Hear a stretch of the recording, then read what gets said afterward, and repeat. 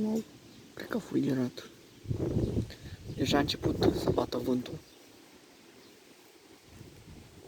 Cum se zice?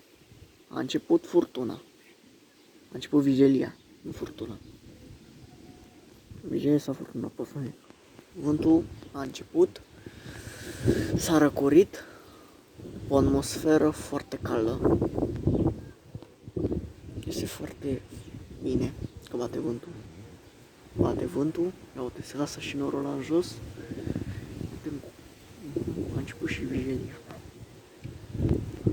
Deci bate vântul foarte bine. Deci bate vântul bine de tot.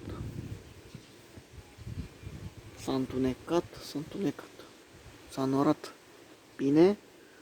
S-a norat bine și norul ăsta cred că se lasă în jos.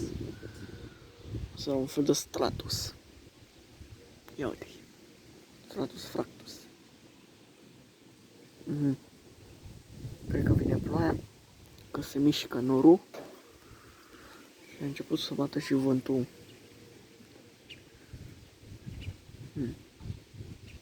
Deci, cum am și spus, codul galben a intrat. Bate vântul mai ușor.